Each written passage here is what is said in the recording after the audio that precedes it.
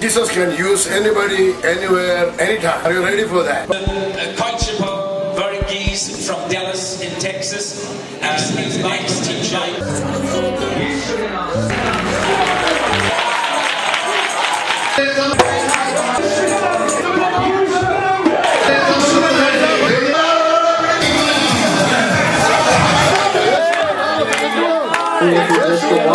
धन्यवाद देता हूँ।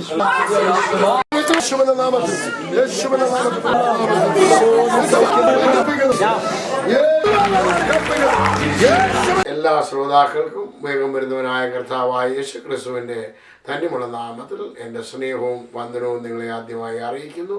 ദൈവമായ കർത്താവ് നിങ്ങളെ എല്ലാവരെയും അനുഗ്രഹിക്കുകയും സഹായിക്കുകയും ചെയ്യട്ടെ എന്ന് പ്രാർത്ഥിക്കുന്നു. കഴിഞ്ഞ നാളുകളിലായിട്ട് നമ്മൾ അത്ഭുതങ്ങളെക്കുറിച്ച് ക്രോണോളജിക്കൽ ഓർഡറിലാണ് പഠിച്ചുകൊണ്ടിരിക്കുന്നത്. പക്ഷേ എങ്ങനെയാണ് ഇത് ക്രോണോളജിക്കൽ ഓർഡറിൽ കൊണ്ടുവരുന്നിരിക്കുന്നത് എന്നുള്ളത് നമ്മൾ കണ്ടാണ് പോകുന്നത്. ലൂക്കോസിന്റെ സുവിശേഷം 4-ാം അധ്യായത്തിലായിരുന്നു നമ്മൾ ഈ കഴിഞ്ഞ അത്ഭുതം നമ്മൾ കണ്ടത്, ഭൂതത്തെ വിട്ടുപോകുന്ന. അതിന് 34 മുതൽ 37 വരെയുള്ള വാക്യം ഒന്ന് വായിച്ചാണ്. അവൻ നസറേയനായ യേശുവിനെ വിടു, ഞങ്ങൾക്കും നിനക്കും തമ്മിൽ എന്ത്? ഞങ്ങളെ നശിപ്പിക്കാൻ വന്നിരിക്കുന്നുവോ? നീ ആരെന്ന് ഞാൻ അറിയുന്നു. മതി. ഇപ്പം നിങ്ങൾ ഈ ഭാഗം വായിച്ചപ്പോ ഒരു ഭൂതാത്മാവ് ബാധിച്ചവന്റെ ലക്ഷണങ്ങളെ കുറിച്ച് നിങ്ങൾക്ക് അവിടെ കാണാൻ സാധിച്ചു. അതിന്റെ ലക്ഷണങ്ങൾ എന്തായിരുന്നു? യേശുവിനെ തിരിച്ചറിഞ്ഞു, യേശുവിനോട് സംസാരിക്കുന്നു. 3, അത് യേശുവിനോട് സംസാരിക്കുന്നതല്ല, പിന്നെ നീ എന്തിനാ ഞങ്ങളെ നശിപ്പിക്കാൻ ഞാൻ യേശുവിനെ ക്വസ്റ്റ്യൻ ചെയ്യുന്നു. പിന്നെ പറയാണ് എനിക്ക് യേശുവിനെ റെക്കഗ്നൈസ് ചെയ്യുന്നു. ഇതെല്ലാം ഒരു ഭൂതാത്മാവിന്റെ ലക്ഷണങ്ങളാണ് എന്ന് നമുക്ക് മനസ്സിലാക്കാൻ സാധിക്കും. എന്നാൽ പനി ഇതുപോലെ വിളിച്ചു പറയുമോ? അടുത്ത അത്ഭുതം നടക്കാൻ പോകുന്നത് അതിനോടനുബന്ധിച്ച് തന്നെയാണ്. അതാണ് ഈ ക്രോണോളജിക്കൽ ഓർഡർ എന്നുള്ളത്. ഇനിയും 38-ാമത്തെ വാക്യം മാത്രം ഒന്ന് വായിച്ച്. അവൻ പള്ളിയിൽ നിന്ന് ഇറങ്ങി ശിമോന്റെ വീട്ടിൽ ചെന്നു. ശിമോന്റെ അമ്മായിയമ്മ കഠിന ജ്വരം കൊണ്ട് വരഞ്ഞിരിക്കാൻ അവർ അവൾക്ക് വേണ്ടി അവനോട് അപേക്ഷിച്ചു. ഒന്ന് വായിച്ചോട്ടെ. കഠിന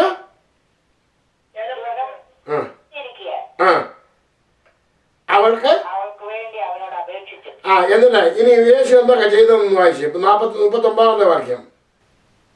അവൻ അവളെ കുനിഞ്ഞു നോക്കി ജ്വരത്തെ ശാസിച്ചു, അവളെ വിട്ടുമാറി. അവൾ ഉടനെ എഴുന്നേറ്റ് അവനെ ശുശ്രൂഷിച്ചു. ഓക്കെ. യേശു മതി. യേശു എന്താ കുനിഞ്ഞ് ആരെയാ നോക്കിയത്? അവളെയാ നോക്കിയെന്നല്ലേ എഴുതിയിരിക്കുന്നത്. അപ്പൊ കുനിഞ്ഞ് ആരെയാ നോക്കിയത്? നിങ്ങളൊന്ന് ചിന്തിച്ചു നോക്കിയേ. ഇതുവരെ കണ്ടിട്ടില്ലാത്ത ഒരു സ്ത്രീയെ കണ്ട മാതിരി അത്ഭുതകരമായിട്ട് യേശു നോക്കിയോ? പനിയുള്ള ആളിനെ അല്ല മാമ നോക്കിയത്. ആ പനിയിൽ വസിക്കുന്ന, അത് പിന്നീട് പറയാം, അത് നിങ്ങൾക്ക് മനസ്സിലാവും. പ്രയോജനമാണ്. ഇനി നമുക്ക് മർക്കോസിന്റെ സുവിശേഷത്തിലേക്ക് പോവാം. ഇതിനകത്ത് 3-നകത്ത് പോയെങ്കിൽ നിങ്ങൾ ഈ പനിയുള്ള ആളിനെയാണെന്ന് നോക്കിയത്, ആരെയാ നോക്കിയത് കാണാൻ പോവുകയാണ്. പ്രയോജനമാണ്. പനി തന്നെ. അതിന് ജീവനുള്ള സാധനമാണോ?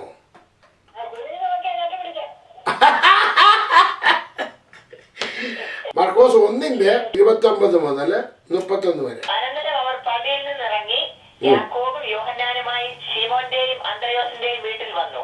അവിടെ ശീമോന്റെ അമ്മാവിയമ്മ പനി പിടിച്ചു കിടന്നിരുന്നു. അവർ അവളെക്കുറിച്ച് അവനോട് പറഞ്ഞു.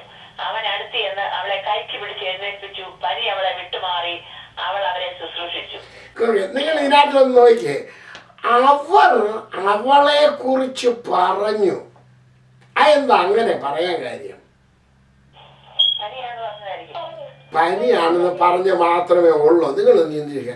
അവളെ കുറിച്ച് ഇത്ര താല്പര്യമായി പറയണമെന്നുണ്ടെങ്കിൽ അവൾക്ക് അവരോടൊക്കെ ഉള്ള സ്നേഹം എന്തായിരുന്നു? സ്നേഹമല്ല പറയാം. തള്ള ഇവിടെ കിടക്ക, പിന്നെ ഇങ്ങോട്ട് വന്ന ബുക്ക് എടുത്തോണ്ട് അവളെ പനി പിടിച്ചോണ്ട് ഇങ്ങോട്ട് വന്നിരിക്കാന്ന് പറഞ്ഞേനെ. ഇവിടെ വേറെ അവിടെ കാട് കൊണ്ട് കൊടുക്കാനുള്ളതിന് പകരം പനി പൊക്കെ എടുത്തോണ്ട് ഇങ്ങോട്ട് കൊണ്ടുവന്നിരിക്കുക, ഞങ്ങൾക്ക് എല്ലാവർക്കും വീതിച്ചു തരാൻ വേണ്ടി അല്ലേ? ഇങ്ങനെ പറഞ്ഞിരുന്നു. പക്ഷെ ഉണ്ടെങ്കിൽ അവളെക്കുറിച്ച് പറഞ്ഞു, പനിയെക്കുറിച്ചല്ല പറഞ്ഞാൽ അവളെക്കുറിച്ചുമായിരുന്നു. കാരണം അവൾ എന്തായിരുന്നു, അവരോട് സ്നേഹമായി പെരുമാറുന്ന ഒരു സഹോദരിയാണെന്ന് നമുക്ക് മനസ്സിലാക്കാൻ സാധിക്കും. ഇതിനെല്ലാം സ്നേഹമാണ് ഇതിൻ്റെ ആധാരം എന്ന് മനസ്സിലാക്കണം. ഓക്കെ, ഇനി നോക്കണം. ഇന്നിപ്പോ ഡാളസില് മാത്രമൊന്നുമല്ല, അമേരിക്കയിൽ ഇങ്ങനെ ഉടനീളം വ്യാപരിച്ച് കിടക്കുന്ന ഒരു രോഗമുണ്ട്. അതിന്റെ പേരെന്തുവാ? ഫ്ലൂ അല്ലേ? ഫ്ലൂ ഇങ്ങനെ ഫ്ലൂ ആയിട്ട് ഇങ്ങനെ ഓടി നടന്നുകൊണ്ടിരിക്കുകയാണ്. ഈ ഫ്ലൂവിന്റെ സീസൺ വന്നു കഴിഞ്ഞ് കഴിഞ്ഞാൽ ഉടനെ തന്നെ എന്തോ ചെയ്യും, ഫ്ലൂവിന്റെ ഷോട്ട് എടുക്കാനായിട്ട് ഓടിപ്പോകും. അപ്പൊ ഈ ഫ്ലൂവിന്റെ ഷോട്ട് എടുക്കുന്നത് എന്തിനാണ്? ഫ്ലൂ വരാതിരിക്കാൻ വേണ്ടി അല്ലേ? അപ്പൊ അതിനെ ഒരു അല്ലെന്നുണ്ടെ റെസിസ്റ്റ് ചെയ്യാനുള്ള പവർ നമ്മളിൽ ഉണ്ടാകാൻ വേണ്ടിയാണ് ഈ ഫ്ലൂ. അപ്പൊ ഫ്ലൂ വന്നു കഴിഞ്ഞാൽ അപ്പൊ ഫ്ലൂ എവിടെ ഇരിക്കുന്നത്? ഈ അന്തരീക്ഷത്തിൽ അല്ലേ? ആണോ? അന്തരീക്ഷത്തിലല്ലേ ഉള്ളത്? ഓക്കെ, അപ്പൊ അന്തരീക്ഷത്തിൽ നിന്നും വായുവിൽ നിന്നും നമ്മുടെ ശരീരത്തിലേക്ക് വരുമ്പോൾ അതിനെ റെസിസ്റ്റ് ചെയ്യാനുള്ള പവറിന് വേണ്ടിയാണ് ഈ ഫ്ലൂ ഷോട്ട് എടുക്കുന്നത്. അത്ര കാര്യം മനസ്സിലായല്ലോ, നിങ്ങൾക്കെല്ലാം അറിയാമല്ലോ കാര്യം. അപ്പൊ ഫ്ലൂ കയറി വരാതിരിക്കാൻ റെസിസ്റ്റ് ചെയ്യണം. ബൈബിളിനകത്ത് എവിടെയെങ്കിലും പറഞ്ഞിട്ടുണ്ടോ റെസിസ്റ്റ് ചെയ്യാനായിട്ട്? യാക്കോബിന്റെ ലേഖനം 4-ാം അധ്യായം അതിന്റെ 7-ാമത്തെ വാക്യം ഇംഗ്ലീഷ് വായിച്ചേ. അപ്പൊ ഫ്ലൂവിനോട് എതിർത്ത് നിന്നാൽ അത് ഫ്ലൂ എന്താ ചെയ്യും? അപ്പൊ ഫ്ലൂവിനോട് എന്താ എതിർത്ത് നിൽക്കാൻ പറ്റാത്ത എന്താ?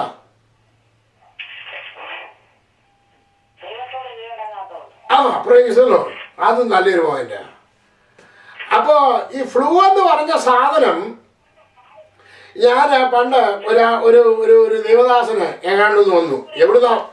എവിടുന്നാ വന്നതെന്ന് എന്നോട് ചോദിക്കരുത്, എങ്ങാണ്ടെന്ന് വന്നതെന്ന് ഞാൻ പറയത്തുള്ളൂ. ആ ദേവദാസൻ വന്നുകൊണ്ട് ഞാൻ അദ്ദേഹത്തിന് എൻ്റെ കൂട്ടായ്മയിൽ സമയമൊക്കെ കൊടുത്തു. അന്നേരം ഞാൻ അദ്ദേഹത്തോട് ചോദിച്ചു രോഗത്തെക്കുറിച്ച് എങ്ങനെയാണെന്ന്. അപ്പം ഞാൻ പറഞ്ഞു ഇതേമാതിരി രോഗത്തെക്കുറിച്ച് രോഗസൗഖ്യത്തെക്കുറിച്ച് ഞാൻ പഠിപ്പിക്കുന്നുണ്ട്. അന്നേരം എന്നോട് പാസ്റ്റർ പറഞ്ഞു ദേവദാസന് രോഗം 3 തരത്തിലുണ്ട്, 3 കാറ്റഗറി ഉണ്ട്. ഞാൻ ചോദിച്ചു അതെന്തൊക്കെയാണ്?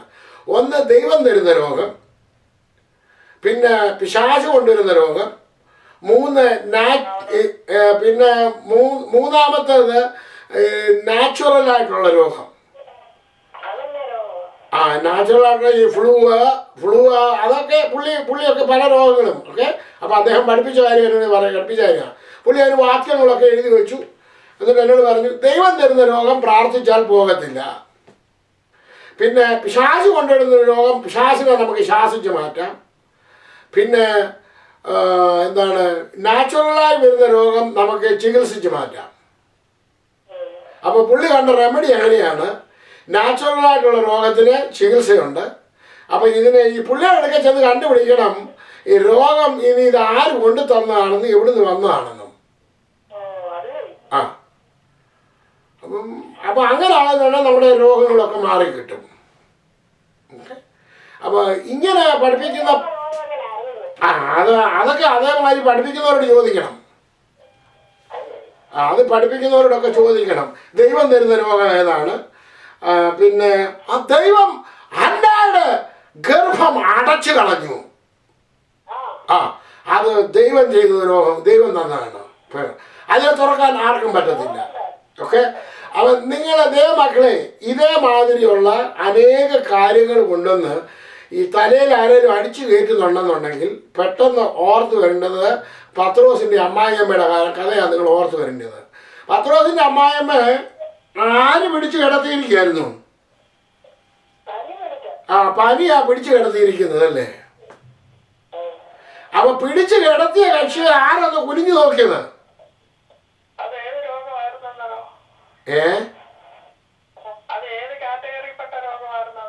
ഏതാ പാത്രന്റെ അമ്മായിയമ്മയുടെ കഥയൊക്കെ അത് പിന്നീടത്തെ കഥയാണ്. അദ്ദേഹത്തിന്റെ കാറ്റഗറിയാണ് ഞാൻ പറഞ്ഞത്, എന്റെ കാറ്റഗറിയിലൊന്നുമില്ല. ഓക്കെ, ഞാൻ കാറ്റഗറി ഒന്നും ഉണ്ടാക്കിയിട്ടില്ല. ഞാൻ അത്ഭുതങ്ങളുടെ കാറ്റഗറി ഞാനൊന്ന് പറഞ്ഞായിരുന്നു നിങ്ങളോട്. 7 കാറ്റഗറി പറഞ്ഞായിരുന്നു. അത് 7 കാറ്റഗറിയിലാണ് കർത്താവ് അത്ഭുതങ്ങൾ നടത്തിയിരിക്കുന്നതെന്ന്. ഓക്കെ, അത് power over the quantity, power over the quality, power over distance, power over disease and time, power over nature, power over misfortune and power over death. ഈ കർത്താവിന് ഏതിന്മേലൊക്കെ ശക്തി പവർ ഉണ്ട് എന്നുള്ളത് 7 കാറ്റഗറി ഞാൻ പറഞ്ഞു തന്നായിരുന്നു നിങ്ങളോട്. ഞാൻ എന്തിനാണ് ഇത് പറഞ്ഞു തരുന്നത്? മറ്റുള്ളവർ വേറെ രീതിയിൽ നിങ്ങളുടെ തലയിലോട്ട് അടിച്ചു കയറ്റുന്നുടനെ എപ്പോഴും ഓർത്തു വേണം ബൈബിളിനകത്ത് എന്താ എഴുതിയിരിക്കുന്നു എന്ന്. ബൈബിളിനകത്ത് എഴുതിയിട്ടില്ലെന്നുണ്ടെങ്കിൽ അടിച്ചു കയറ്റുന്നവരോട് പറയണം, നീ ഇതുകൊണ്ട് അനുഭവിച്ചു, ഞങ്ങൾക്ക് വേണ്ടെന്ന് പറയണം. Price the Lord. ബൈബിളിനകത്ത് എന്താ എഴുതിയിരിക്കുന്നത്? യേശു നോക്കിയപ്പോ 30-ാമത്തെ വാക്യം മർക്കോസ് 1:30 വായിച്ചു.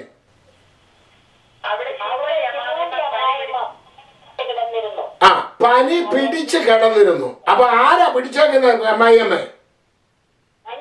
ആ, പനി. അപ്പൊ മുമ്പേ ഈ മേളിൽ കണ്ട ഭൂതം എന്തൊരു ഭൂതമായിരുന്നു? ആരെ പിടിച്ചിട്ടിരിക്കുകയായിരുന്നു? ഒരു മനുഷ്യനെ പിടിച്ചിരിക്കുകയായിരുന്നു. അവന്റെ പ്രതികരണം, പനിയുടെ പ്രതികരണം എന്തെങ്ങനെയാണ്? പനി എങ്ങനെ പ്രതികരിക്കുന്നത്? തണുപ്പ്, വിറയില്, അല്ലേ? ഒന്നും കഴിക്കാൻ വയ്യാത്ത രീതി. അതാണ് അതിന്റെ പ്രയോജനം. ഇന്നാണ് ഒരു ദിവസം ഞാൻ ടെലിവിഷനിൽ കൂടെ കണ്ടതാണ്. ഒരു കൊച്ചിന് പനി വന്നാണ് പറഞ്ഞു, മോനെ പുതച്ചു കിടന്ന് പനിക്കൊരാശ്വാസം വരട്ടെന്ന്. അപ്പൊ പനിയെ ആശ്വസിപ്പിക്കുന്ന ആൾക്കാരുണ്ട്. അപ്പൊ നോക്കണം, ഇവിടെ മേളിൽ കണ്ട അത്ഭുതത്തിനകത്ത് ഭൂതം വിട്ടുപോയി. ഇവിടെ പനി എന്താ പറ്റി? യേശു ശാസിച്ചപ്പം ആ. ഇനി നോക്കിയാണ് മർക്കോസിന്റെ സുവിശേഷം 1:31 വാക്യം വായിച്ച് ഇതെങ്ങനെ പോയെന്ന് അവിടെ പറഞ്ഞിട്ടുണ്ട്. മുമ്പേ പത്രോസിന്റെ അമ്മായിനെ പിടിച്ചത് പനിയായിരുന്നു. ഇപ്പൊ അതിന് പകരം വേറൊരാള് പിടിക്കുന്നുണ്ട്. അവിടെ വായിച്ച്. ഓ, പരീക്ഷയാണ്. അപ്പൊ ആര് പിടിച്ചപ്പോ മറ്റവൻ പിടിവിട്ടു? യേശു പിടിച്ചപ്പോ ആര് പിടിവിട്ടു? അത് ശരി. അപ്പൊ മറ്റവന്റെ പിടിപിടിയിൽ പിടിച്ചത് വിടണമെന്ന് അവൻ വിടണമെന്നുണ്ടെങ്കിൽ ആരുടെ പിടിയിൽ നമ്മൾ അമങ്ങണം? ആ, അപ്പൊ യേശുവിന്റെ പിടിയിൽ നമ്മളായാൽ പനിയുടെ പിടുത്തം വിടും, അല്ലേ? Praise the Lord. അപ്പൊ അത് രോഗമാണെന്നോ വിശ്വാസമാണോ നിങ്ങൾ പറഞ്ഞു? Praise the Lord. യേശു പിടിച്ചപ്പോ മറ്റവൻ പിടിവിട്ടു. അപ്പൊ ഇത് രോഗമാണെന്നോ വിശ്വാസമാണോ? രോഗമാണോ പിശാചാണോ? നിങ്ങൾ പറയരുത്. Price the Lord. അപ്പൊ യേശു പിടിച്ചപ്പോൾ മറ്റവൻ പിടിവിട്ട് ഓടിപ്പോയി. ഇനി ഇവിടെ എനിക്ക് പിടിക്കാൻ പറ്റത്തില്ല, കാരണം ഇത് എന്നെ കാട്ടി ശക്തിയുള്ളവൻ പിടിച്ചു കഴിഞ്ഞു. Price the Lord. ഇതാണ് നമ്മൾ അറിഞ്ഞിരിക്കേണ്ടത്. പനിയുടെ ശക്തി. ഇപ്പം മത്തായിയുടെ സുവിശേഷം 12-ാം അധ്യായത്തിൽ മത്തായി 12:43 മുതലുള്ള വാക്യം വായിച്ചു. നിങ്ങൾക്ക് വേറൊരു ഉദാഹരണം കൂടെ കാണിച്ചു തരാം, എന്നാൽ നിങ്ങൾക്ക് മനസ്സിലാകും. അശുദ്ധാത്മാവ് ഒരു മനുഷ്യനെ വിട്ട് പുറപ്പെട്ട ശേഷം നീരില്ലാത്ത സ്ഥലങ്ങളിൽ കൂടി തണുപ്പ് അന്വേഷിച്ചുകൊണ്ട് സഞ്ചരിക്കുന്നു, കണ്ടെത്തുന്നില്ല താനും. ഞാൻ പുറപ്പെട്ടു പോകുന്ന എന്റെ വീട്ടിലേക്ക് മടങ്ങിച്ചെല്ലും എന്നവൻ പറയുന്നു. ഉടനെ വന്നു അത് ഒഴിഞ്ഞതും അടിച്ചുവാരി അലങ്കരിച്ചതുമായി കാണുന്നു. പിന്നെ അവൻ പുറപ്പെട്ട് തന്നിന്റെ ദുഷ്ടതയേറിയ വേറെ 7 ആത്മാക്കളെ കൂട്ടിക്കൊണ്ടുവരുന്നു. അവരും അവിടെ കയറി പാർക്കുന്നു. ആ മനുഷ്യന്റെ പിന്നത്തെ സ്ഥിതി മുമ്പത്തേതിലും വല്ലാതെ ആകും. ഈ ദുഷ്ടതലമുറയ്ക്കും അങ്ങനെ ഭവിക്കും. അപ്പൊ നിങ്ങൾ ചിന്തിച്ചാണ്, ദുഷ്ടതലമുറയ്ക്കും അങ്ങനെ തന്നെ ഭവിക്കും. ഈ പിശാച് വന്ന് നിങ്ങളുടെ വീട്ടിലോടൊക്കെ വന്ന് കയറി നോക്കി, പനിയുടെ പിശാച് ഇപ്പം വന്ന് നോക്കിയണ, ഇവിടെ വലിയ കുഴപ്പമൊന്നുമില്ല കേട്ടോ, ഇവിടെ വന്ന് കയറി കിടന്നു കഴിഞ്ഞ് കഴിഞ്ഞാൽ എനിക്ക് കുറച്ച് ദിവസം ഒന്ന് കിടക്കാൻ പറ്റും, കിടന്നൊന്ന് ആശ്വസിക്കാൻ. അപ്പം ഇവൻ്റെ പ്രത്യേകത എന്താ പറയുന്നതറിയാമോ? ഇവൻ നീരില്ലാത്ത സ്ഥലത്തൂടെ തണുപ്പ് അന്വേഷിച്ച് നടക്കുകയായിരുന്നു, കണ്ടെത്തിയില്ല. പിന്നെ വിട്ടുപോകുന്ന വീട്ടിലോട് കയറി ചെന്നുകൊണ്ട് അവിടെ നല്ല അലങ്കരിച്ച് പാട്ടൊക്കെ പാടി സ്വോത്രമൊക്കെ ചൊന്നി പ്രാർത്ഥിച്ചും പിടുത്തുമൊക്കെ കിടക്കുകയായിരുന്നു. പക്ഷെ എന്നുണ്ടെങ്കിൽ അവിടെ എന്തോ ഇല്ലെന്നറിയാമോ, ഇവിടെ കയറി കിടക്കാൻ നല്ല സൗകര്യം അതുകൊണ്ട് ഇങ്ങനെ പുള്ളി ഇങ്ങനെ കയറി വന്നുകൊണ്ട് നോക്കിയപ്പം, എടാ ഇത് ഞാൻ ഒറ്റയ്ക്ക് വന്നാൽ പറ്റത്തില്ലെന്ന് കണ്ടിട്ട് പിന്നെയും പോയിരുന്നു 5-6 കൂടെ പിന്നെയും പിടിച്ചോണ്ട് വന്നു, തന്നെക്കാട്ടി ശക്തിയുള്ളവന്മാരെ കുറിച്ച്. അപ്പം ന്യൂമോണിയ കൊണ്ടുവരുന്നവന്മാരുണ്ട്, അങ്ങനെ കൊണ്ടുവരുന്നവന്മാരുണ്ട്. ഇവന്മാരെ എല്ലാം ബ്രോങ്കൈറ്റിസോ ഇതൊക്കെ ഇവന്മാരെ എല്ലാം കൂട്ടിക്കൊണ്ട് വന്നു. കൊണ്ടുവന്ന് വെച്ച് പറഞ്ഞു, വേടാ ഞാൻ ആദ്യം ഇവിടുത്തെ അച്ചാൻ്റെ വീട്ടിലോട്ട് കയറി കിടക്കാം. അച്ചാനെ പിടികൂടി. അപ്പം അച്ചാനെ പിടികൂടി കഴിഞ്ഞാൽ അച്ചാൻ അച്ചാൻ പനി പിടിച്ചു കഴിഞ്ഞാൽ അച്ചാനിൽ അച്ഛൻ്റെ വീക്ക്നെസ് ഉണ്ട്.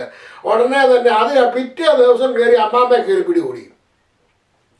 അമ്മാമ്മ പിടികൂടി കഴിഞ്ഞ ഉടനെ തന്നെ പിന്നെ പിള്ളേരെ ഓരോന്നിനെ പിടികൂടി, എല്ലാത്തിനെയും പിടികൂടി. ആ വീട്ടിലെ വാസം എങ്ങനെയായി ഇപ്പം?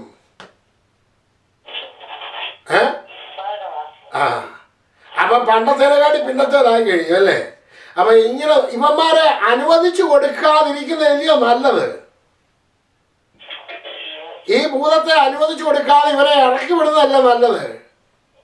പക്ഷെന്നുണ്ടെങ്കിൽ ഇതിന് ഈ മരുന്ന് പരമായി പറയുന്നു, ഇതിനെന്തോ വേണമെന്നറിയോ? ഇതിനെ റെസിസ്റ്റ് ചെയ്യാനായിട്ട് ഞങ്ങൾ ഒരു ഇഞ്ചക്ഷൻ തരാമെന്ന് അവർ പറയുന്നുണ്ട് അല്ലേ? റെസിസ്റ്റ് ചെയ്യാൻ. അപ്പം നമുക്ക് റെസിസ്റ്റ് ചെയ്യണമെന്നുണ്ടെങ്കിൽ പനി വരുമ്പോഴല്ല ആരടുക്ക പോകേണ്ടത്? യേശുവിൻ്റെ അടുക്ക പോകേണ്ടത്. പനി വരുന്നതിന് മുമ്പ്, രോഗം വരുന്നതിന് മുമ്പ് നീ ഈ പ്രിസ്ക്രിപ്ഷൻ എടുത്തിരിക്കണം. എന്ത് പ്രിസ്ക്രിപ്ഷൻ അറിയാമോ? ദൈവവചനമാകുന്ന പ്രിസ്ക്രിപ്ഷൻ പിൽസ് എടുത്തിരിക്കണം. ഗോസ്പൽ, അതിൻ്റെ പേരാണ് ഗോസ്പിൽ.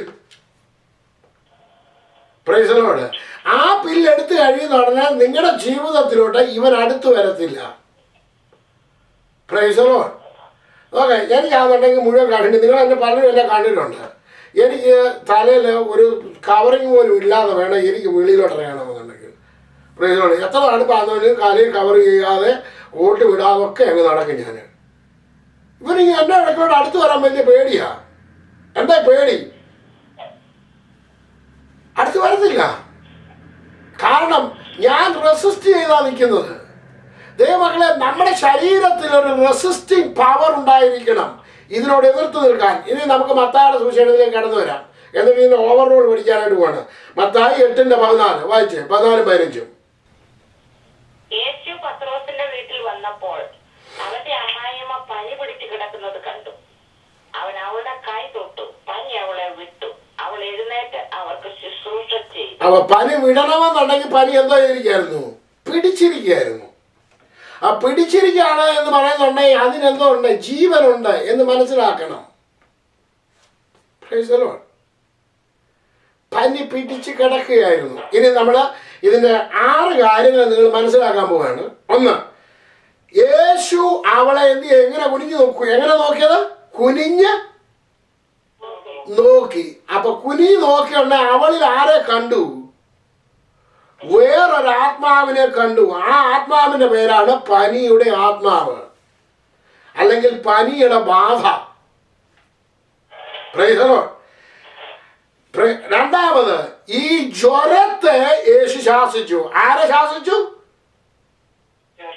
അപ്പൊ ജ്വരം എന്ന് പറയുന്നതിന് അതിനൊരു ജീവനുള്ള എന്തോ ഉണ്ട്, അല്ലെന്നുണ്ടെങ്കിൽ ഒരാത്മാവാണ്. ജ്വരത്തെ യേശു ശാസിച്ചു. ലൂക്കോസിന്റെ സുവിശേഷത്തിൽ നമ്മൾ കണ്ട് അത് അവളെ വിട്ടുപോയി. ലൂക്കോസിന്റെ സുവിശേഷത്തിലാണ് കണ്ടത്. അത് അവളെ വിട്ടുപോയി. അത് എന്ന് പറയുന്നുണ്ട് രോഗമെന്നല്ല അതിന് പേര് പറഞ്ഞിരിക്കുന്നത്. എന്താണ് അത് എന്ന് പറയുമ്പോൾ? അത് ദാറ്റ് ഈസ് എ ഡീമൻ. അപ്പൊ ചോദിക്കും, പാസ്റ്റർ, ദൈവമക്കളുടെ ദേഹത്ത് ഡീമൻ വരുമോ? നല്ലൊരു ചോദ്യം അല്ലേ? ഞങ്ങളെല്ലാം രക്തത്താൽ കഴുകൽ പ്രാപിച്ചവരാണ്, ഞങ്ങളുടെ അടുക്കൽ ഡീമൻ വരുമോ? ഞങ്ങളുടെ അടുക്കൽ പിശാച് വരുമോ? അല്ല, നല്ല ചോദ്യം. ആ ചോദ്യം നിങ്ങളുടെ ഹൃദയത്തിലൂടെ ഇങ്ങനെ വന്നുകൊണ്ടേ ഇരിപ്പുണ്ട് പലരുടെയും. എന്നെ കേൾക്കുന്ന പല ദൈവദാസന്മാരും ചോദിക്കുന്നത് ഇപ്പൊ ഹൃദയത്തിൽ ചോദിച്ചുകൊണ്ടിരിക്കുകയാണ്. എന്റെ കൈ കിട്ടിയാലൊന്ന് ചോദിക്കണമെന്ന് കണ്ടിരിക്കുക. മത്തായിയുടെ സുവിശേഷം 13-ാം അധ്യായത്തിലൊക്കെ പോയി അതിന്റെ 18-ാമത്തെ വാക്യം ഒന്ന് വായിച്ചു. രാജ്യത്തിന്റെ വചനം കേട്ടിട്ട് ഗ്രഹിക്കാൻ ദുഷ്ടൻ വന്ന് അവന്റെ ഹൃദയത്തിൽ വിതയ്ക്കപ്പെട്ടത് എടുത്തു കളയുന്നു. അപ്പൊ പിശാച് എവിടെ വന്ന് എടുത്തോണ്ട് പോകുന്നത്? അയ്യോ, അപ്പൊ ഞങ്ങൾ ദൈവമക്കളല്ലോ, ഭൂതം ഞങ്ങളുടെ ദേഹത്ത് വരുമോ എന്നല്ലേ ചോദ്യം. ഈ ചോദ്യം ചോദിക്കുന്നതിന് മുമ്പ് യേശു ഇതിനെക്കുറിച്ച് എന്ത് പറഞ്ഞിട്ടുണ്ടെന്ന് തിരക്കണ്ടേ? യേശു പറയുന്നത് വചനം കേട്ട് ഗ്രഹിച്ചില്ലെന്നുണ്ടെങ്കിൽ ആര് വന്നെടുത്തോണ്ട് പോകുന്ന പറഞ്ഞിരിക്കുന്നത്? പിശാച് വന്ന് നിന്റെ ഹൃദയത്തിനകത്തുനിന്ന് എടുത്തോണ്ട് പോകും. അപ്പൊ ഹൃദയത്തിനകത്ത് കയറാൻ പറ്റുന്നതിന് നിങ്ങളുടെ ശരീരത്തെ വരാൻ വലിയ ബുദ്ധിമുട്ടുണ്ടോ? Praise the Lord. അത് നീ ഗ്രഹിച്ചില്ലെന്നുണ്ടെങ്കിൽ അകത്ത് വന്നെടുത്തോണ്ട് പോകും. അങ്ങനെയാണെന്നുണ്ടെങ്കിൽ നിങ്ങൾ ഭരണിക്കകത്ത് ഇട്ട് വെച്ചേക്കുന്നതിനെ എടുത്തോണ്ട് പോകുന്നുണ്ടെങ്കിൽ ഭരണിയുടെ പുറത്ത് പറ്റാനാണ് ബുദ്ധിമുട്ടാണ്. ഹലോ, ഭരണിക്കകത്ത് തല ഇട്ട് എടുത്തോണ്ട് പോകാൻ പറ്റുന്ന ഒരു ജന്തുവിന് ഭരണിയുടെ പുറത്ത് വരാൻ ബുദ്ധിമുട്ടുണ്ടോ? എന്നാൽ അങ്ങനെയാണെന്നുണ്ടെങ്കിൽ നിങ്ങളുടെ ശരീരത്തിന്മേൽ ഭൂതത്തിന് വരാൻ യാതൊരു പ്രശ്നവുമില്ല. അവൻ വരും. നിങ്ങൾ ഡോർ തുറന്നു കൊടുത്തു കഴിഞ്ഞാൽ നിങ്ങൾ റെസിസ്റ്റ് ചെയ്തില്ലെന്നുണ്ടെങ്കിൽ അതിന് കർത്താവിനെ കൊണ്ടല്ല റെസിസ്റ്റ് ചെയ്യിപ്പിക്കേണ്ടത്. You have to resist. നിങ്ങൾ ഭൂതത്തോട് എതിർത്ത് നിൽക്കണം. ആരോട് എതിർത്ത് നിൽക്കണം? പിശാചിനോട് എതിർത്ത് നിൽക്കണം. It's A ഡീമനാണ്. നേളി വായിച്ചവന് അവനും എന്തായിരുന്നു? അവന്റെ ചേഷ്ട എങ്ങനെയുള്ളതായിരുന്നു? അവൻ യേശുവിനെ ക്വസ്റ്റ്യൻ ചെയ്യുന്നവനായിരുന്നു. അവൻ പല പ്രക്രിയകളും കാണിക്കുന്നവനായിരുന്നു. പക്ഷെ ഇവൻ അത് കാണിക്കാത്തതുകൊണ്ട് ഇവന് ഭൂതമല്ലെന്ന് തന്നതിന്റെ അർത്ഥം. Price the Lord. അപ്പൊ രണ്ടും ഒരേ കാറ്റഗറിയിലുള്ളവരല്ലെന്നുള്ളതേ ഉള്ളൂ. പക്ഷെ തന്നെ സ്വഭാവം രണ്ടും രണ്ടാണെന്നുള്ളതേ ഉള്ളൂ. പക്ഷെ തന്നെ ഇതിന്റെ പുറകിൽ പ്രവർത്തിക്കുന്ന ഡീമൻസ് രണ്ട് വിധത്തിലുള്ളതാണ്. അതാണ് താഴെ ലൂസിഫറിന്റെ കൂടെ വീണ 3 ദൂതന്മാരെ ഡീമൻസിന് എന്നാണ് അവരെ വിളിക്കുന്നത്. ഈ ഡീമൻസ് അവർക്ക് പലതരത്തിലുള്ള ജോലിയുണ്ട്. അവരെ ഓർഗനൈസ് ചെയ്ത് വിടുവാൻ ആൾക്കാരുണ്ട്. Price the Lord. ഇതിന്റെ തലവന്മാരുണ്ട്. Price the Lord. പിശാചിനെ കുറിച്ചും അതുപോലെ തന്നെ ഡീമനെ കുറിച്ചും ഏഞ്ചൽസിനെ കുറിച്ചും നിങ്ങൾ മനസ്സിലാക്കണം. ഇതിന്റെ പ്രവൃത്തി എങ്ങനെയാണ് നടക്കുന്നതെന്ന്. Price the Lord. അപ്പൊ ഇത് എപ്പോഴും ചിന്തിക്കണം, രോഗം ഒരു ബാധയാണ്. Price the Lord. അതിനെ ശാസിച്ചു മാറ്റണം. കഴിഞ്ഞ ദിവസം ഒരാളുടെ മേത്ത് വാദം പിടിപെട്ടു. വാദം, നിങ്ങൾക്കറിയാം വാദം. വാദം എന്ന് പറഞ്ഞു കഴിഞ്ഞാൽ എന്തോ? രോഗമാണോ ബാധയാണോ?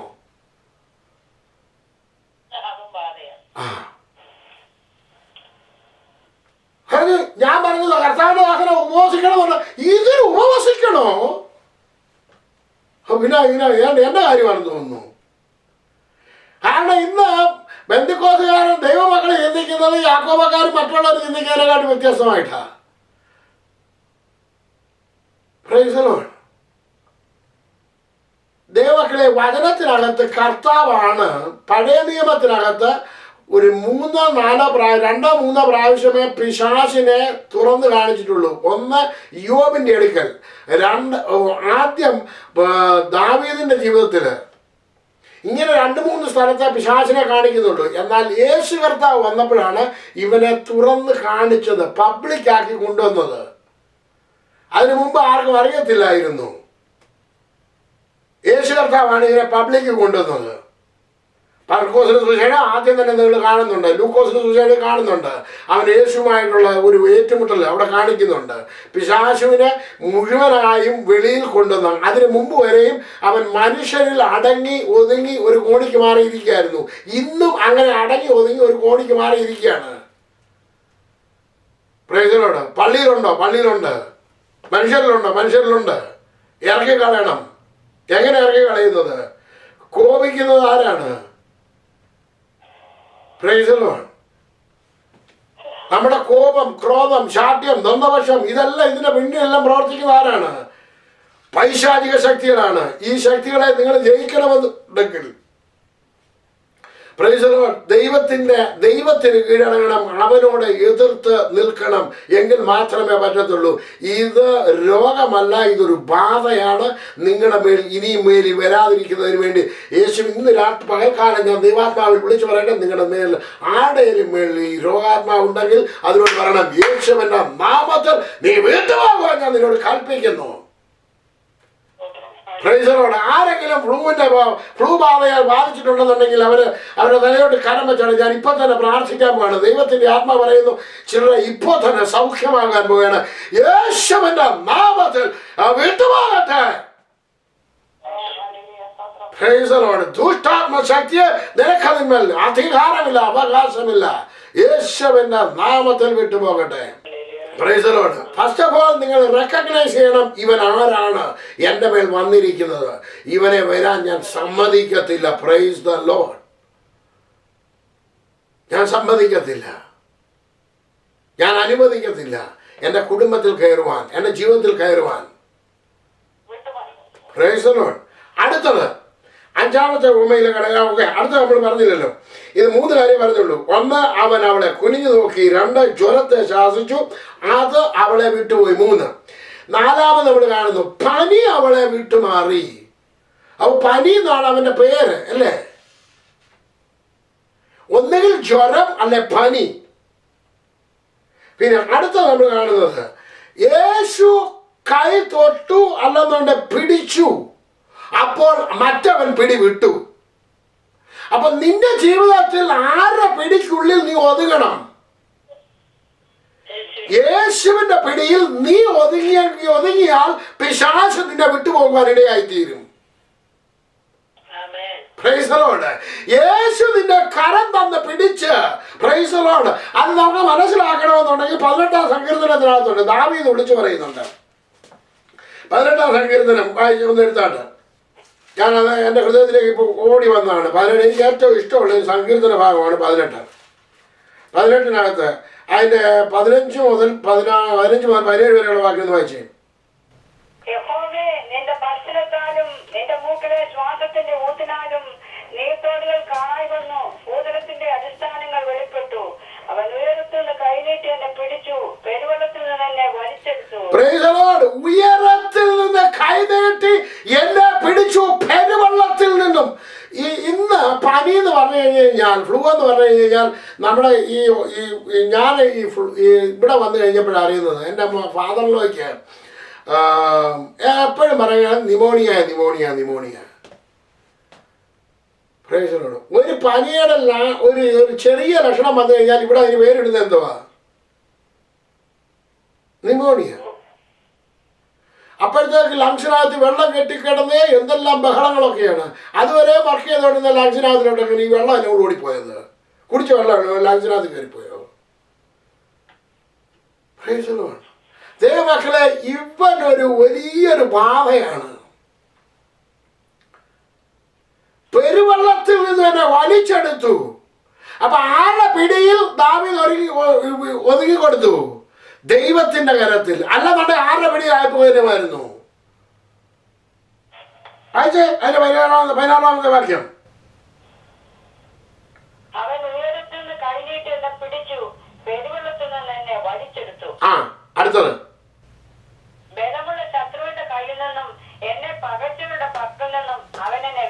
ബലമുള്ള ശത്രുവിന്റെ കരത്തിൽ നിന്ന് നിനക്ക് അവൻ വിടണമെന്നുണ്ടെങ്കിൽ ആര് പിടിക്കണം? യേശു നിന്നെ പിടിക്കണം. നിന്റെ കുടുംബത്തെ പിടിക്കണം. ആ പിടിക്കാൻ നീ അനുവദിക്കണം. Price the Lord.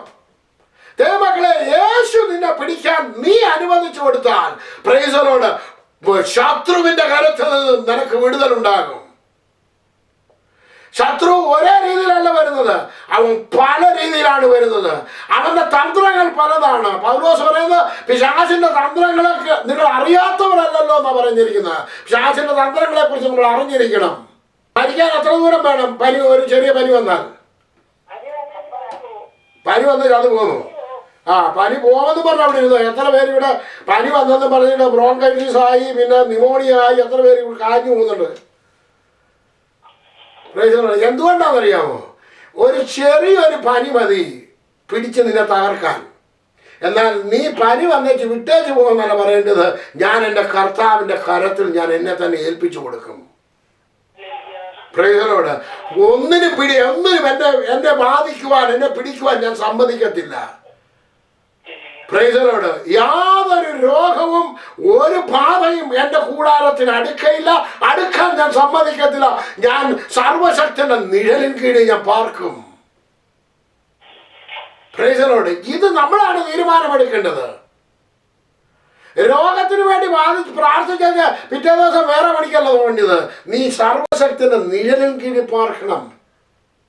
പ്രൈസലോട്. അതിനുശേഷം വേറൊരു കാര്യം കൂടെ, 6ാമതൊരു കാര്യം കൂടെ നടന്നു. അതുകൂടെ പറയട്ടെ. അവൾ എഴുന്നേറ്റു. അത് വായിച്ച് മത്തായി എന്തോ നിങ്ങൾക്ക് രോഗം വിട്ടുപോയി കഴിഞ്ഞു കഴിഞ്ഞാൽ പിന്നെ അടുത്ത ജോലി എന്താണ്? എഴുന്നേറ്റിട്ട് ആരെ ശുശ്രൂഷിക്കണം? യേശുവിനെ ശുശ്രൂഷിക്കണം. ഞാൻ എൻ്റെ വാക്കുകളെ ഇവിടെ അവസാനിപ്പിക്കുന്നു. ദൈവം നിങ്ങളെ അനുഗ്രഹിക്കട്ടെ.